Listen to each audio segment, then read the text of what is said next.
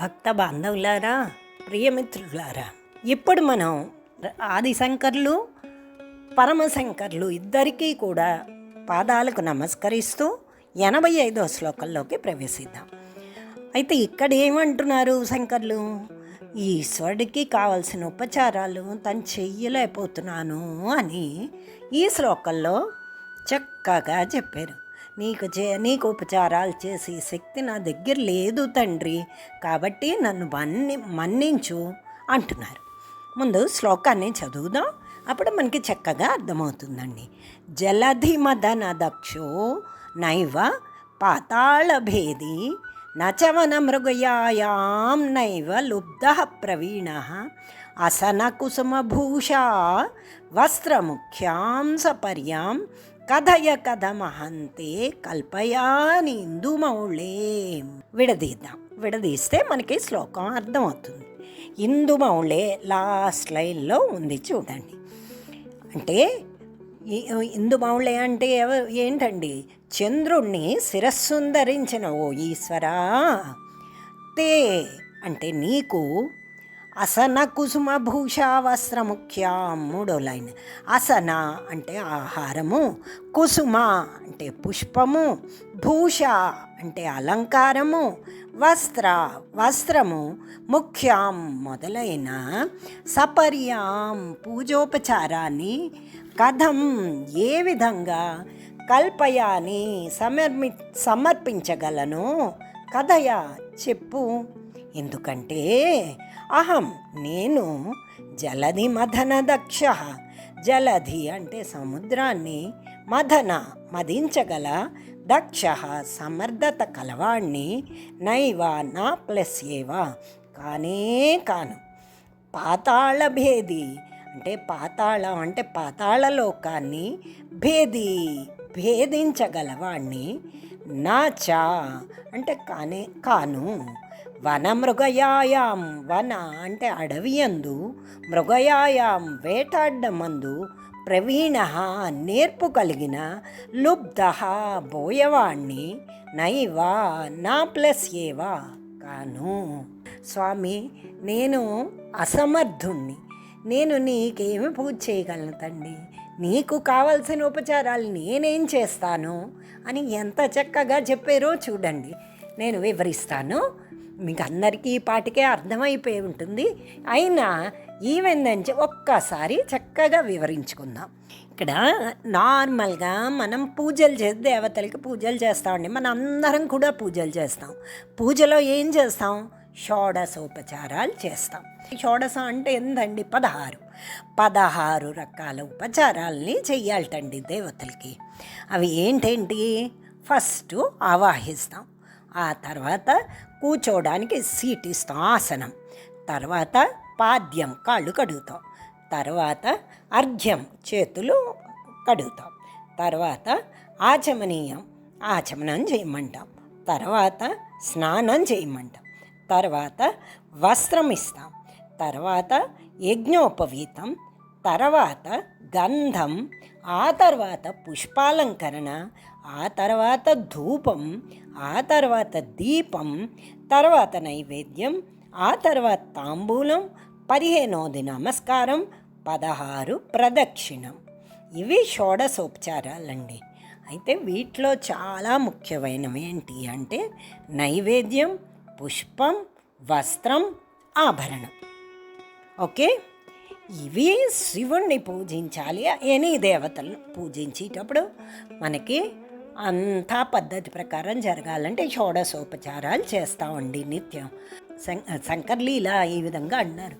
ఓ శంకరా, నీకు ఓ పరమశివ, నీకు నైవేద్యం పెట్టేటప్పుడు నీకు ఇష్టమైన కాలకూట విషయాన్ని ఆహారంగా సమర్పించాలి. అంతే కదండి. పరమశివుడు ఏం తింటాడండి? అతనే మనకి సమస్త జీవరాశుల్ని పోషించి అతను తినేదేంటండి? మనని రక్షించడం కోసం కాలకూట విషయాన్ని మింగేసి గొంతులో అడ్డంగా పెట్టుకున్నారండి. ఎందుకంటే లోపల మింగితే మళ్ళీ మనం మొత్తం సమస్త జీవరాశి ప్రాణాలు పోతాయని. సో అందుకు ఏమంటున్నారో వినండి. కాలకూట విషయం ఎలా సంపాదించేది, ఎలా వచ్చింట? దేవదానవులు క్షీర సముద్రాన్ని మధించినప్పుడు పుట్టింది కదా, మన అందరికీ తెలుసు అది.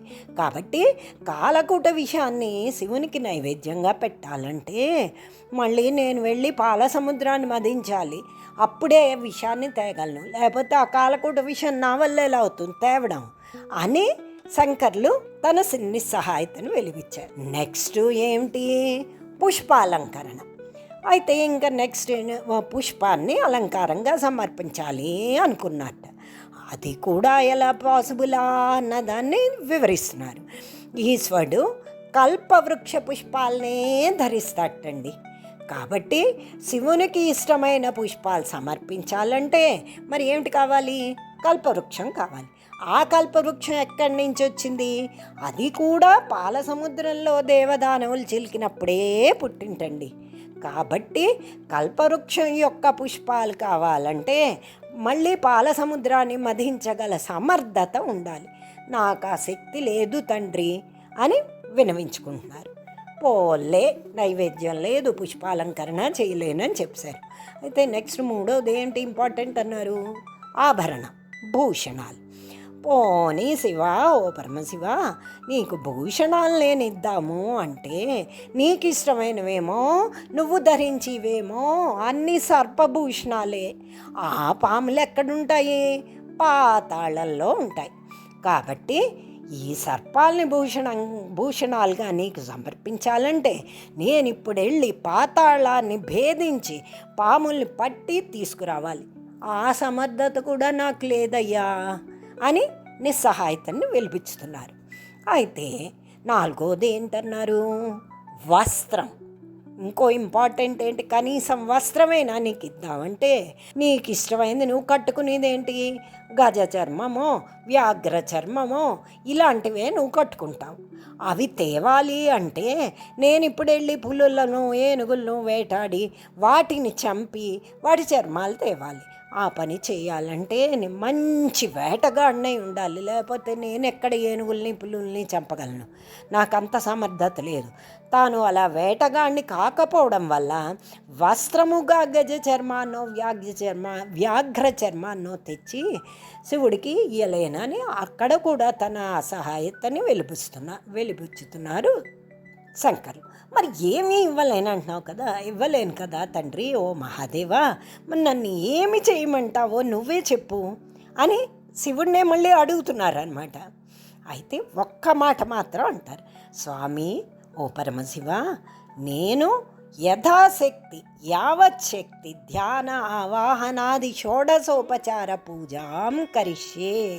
ఎందుకంటే భక్తులలో ఉన్న సద్భావన ఒక్కటే దేవతలు, సత్పురుషులు, ద్విజులు వాళ్ళు సంతోషపడడానికి చాలండి. అదే ఇతరులు అనుకోండి, తిని త్రాగితేనే తృప్తి పడతారు కదా. ఇప్పుడు మామూలు మనుషుల్ని మీరు ఇంటికి ఎవరైనా వచ్చారనుకోండి, వాళ్ళు మేము మంచినీళ్ళు తీసుకుంటారా అండి అని అడగకపోతే తప్పు పట్టుకుంటాం. వెనక్కి వెళ్ళి వాళ్ళ ఇంటికి వెళ్తే కనీసం మంచినీళ్ళు చొక్క పోయలేదు అనుకుంటామా లేదా అండి? సో మినిమం మర్యాదలు చేయాలి. అయితే పరమశివుడు కానీ దేవతలు కానీ వాళ్ళు నువ్వు నీలో ఉన్న సద్భావన, నువ్వు భావపూజ చెయ్యి అన్నారు. నువ్వు మనసులో నిజంగా సమర్పించినట్టుగా నువ్వు వస్త్రం తేవక్కర్లేదు పరమశివుడికి. ఇప్పుడు వెళ్ళి గజ చర్మానం వ్యాఘ్ర చర్మానం తెచ్చి ఇవ్వగలవా? ఇవ్వలేము.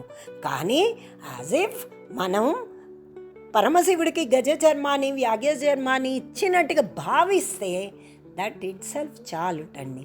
పరమశివుడు బోలాశంకరుడు అండి, చాలా ఖుషి, చాలా సంతోషపడిపోతుంది. ఈశ్వరుడు పరమ వాత్సల్యమూర్తి అండి, కృపాతరంగుడండి. భక్తుడు తనకేమిస్తాడా అని అతను ఎప్పుడూ చూడడండి. ఇచ్చేదేదైనా భక్తితో ఇస్తున్నాడా లేదా అన్నదే చూస్తాడు. ఆయన మాత్రం అయ్యో ఈ భక్తులకి ఏం కావాలో, ఏమి అడుగుతున్నాడు, ఏం చేద్దామో, నేను ఇతడు నా పరమ భక్తుడు, ఇతనికి నేనే విధంగా అతన్ని సంతోషపెడతానా అన్న భావంలో ఉంటాడండి. అది అతనిలో ఉన్న మాతృత్వం. భక్తులకు అతని తాలూకు ఆ భక్త వాత్సల్యత్వమే భక్తులకు శ్రీరామ రక్ష అండి. యాక్చువల్లీ ఇక్కడ మూడో లైన్లో కుసుమభూష అంటే కొంతమంది వ్యాఖ్యాతలు ఏం చెప్పారంటే పుష్పం అంటే మామూలు ఏదో కల్పవృక్ష పుష్పాలని కాదండి, కుసుమల్లా ధరించాడు కదా చంద్రుణ్ణి, ఆ చంద్రుణ్ణి తీసుకొచ్చి మనం ఇవ్వగలమా అండి? శంకరాచార్యుల వారు అదే చెప్తున్నారు. ఆ చంద్రుడు కూడా పాల సముద్ర మథనం అప్పుడే ఆవిర్భవించాడండి. సో అందుకు నేను బాలసముద్రాన్ని ఇప్పుడు మదించలేను సుమా, చంద్రుణ్ణి నువ్వు కుసుమల్లాగా ధరిస్తావు కానీ నేను తెచ్చి చంద్రుణ్ణి ఇవ్వలేను అని చెప్తున్నారు. అయితే కొంతమంది దీన్ని ఇంకో రకంగా వివరణ చెప్తున్నారు. ఏమిటి అంటే, శివునికి విష్ణుమూర్తి పూజలో ఒకసారి సహస్ర పుష్పాలతో శివుడికి పూజ చేస్తూ ఉంటాడండి విష్ణుమూర్తి. ఆ కథ మీ అందరికీ తెలుసు అనుకుంటా. అయితే అప్పుడు ఒక పుష్పం తక్కువ పడుతుంది. యాక్చువల్లీ శివుడే ఆ పుష్పాన్ని విష్ణువుని టెస్ట్ చేద్దామని అది కనబడకుండా దాచిపెడితే అప్పుడు గబుక్కని యాక్చువల్లీ ఇది నాకు తెలిసిన కథ ఏంటంటే విష్ణుమూర్తి కాదు, పార్వతీదేవినేమో సహస్ర కమలాలతో పూజ చేయమంటారండి. దానికి విష్ణుమూర్తి అంటాడు, నీకెందుకు, నేను తీసుకొచ్చి ఇస్తాను సహస్ర కమలాలు. అదంతా విత్ ఇన్ టైంలో అయిపోవాలన్నమాట. అప్పుడు అతను అన్ని కమలాలని తెచ్చి ఆ టైంకి అందిస్తూ ఉంటారు. అనేసి ఉంటే కోరండి టెస్ట్ చేయడం కోసం శివుడు ఒక కమలాన్ని చేస్తే అప్పుడు విష్ణుమూర్తి తాలూకు ఆసక్తత, అయ్యో నేను అన్నీ తెచ్చిన టైంకి పార్వతీదేవికి కమల ఇవ్వకపోతే ఆ పూజ ఆగిపోతుంది అన్న దీనితో అతను తన నేత్రాన్ని పుష్పంగా తీసి 1000వ పుష్పంగా శివుడికి సమర్పిస్తాడండి. అలాగే పాతాళాన్ని భేదించడం అంటే విష్ణుమూర్తి వరాహ అవతారాన్ని ఎత్తినప్పుడు పాతాళాన్ని భేదించి భూమండలాన్ని పైకి ఎత్తి తెస్తాడండి. అది ఇక్కడ శంకర్లు అన్నారు, తాను పాతాళాన్ని భేదించలేనని, అందువల్ల పాతాళాన్ని భేదించిన విష్ణుమూర్తి వలె నేత్రపుష్పంను శివునికి అలంకారంగా సమర్పించలేనని శంకర్లు ఇక్కడ చెప్తున్నారు. ఇటువంటి పరిస్థితుల్లో ఏ విధంగా నీకు ఆహారం, పుష్పం, అలంకారం, వస్త్రం నేను సమర్పించగలనో చెప్పు అంటున్నారు. అని నేను సమర్పించి నమస్కారం వంటి ఉపచారమే సమస్త ఉపచారాలు అనుకుని సరిపెట్టుకుని తన్ను కరుణించమని ప్రార్థిస్తున్నారండి. అబ్బా ఎంత బాగా చెప్పారు. మనం కూడా అసమర్థులమే కదండి. మనము ఆ శివుడు తినే ఆహారం మనం పెట్టగలవా అండి? శివుడికి వస్త్రం ఇచ్చి అంత తగదువా అండి? మనం పుష్పాన్ని తీసుకొచ్చి ఇవ్వగలవా చంద్రుని? మనము ఏమీ చేయలేని అసక్తులం. మనకు ఆ ముందు శ్లోకాల్లో చెప్పినట్టుగా మనక ఏ శాస్త్రాల్లోని పరిపక్వత లేదు. అందుకు మనం అసమర్థులం. కాబట్టి ఒక నమస్కారమే పరమశివుడికి మనం చేసే ఉపచారము అని మనం కూడా ఈ శ్లోకం ద్వారా ఈ శ్లోకాన్ని చదువుకొని ప్రార్థిద్దామండి.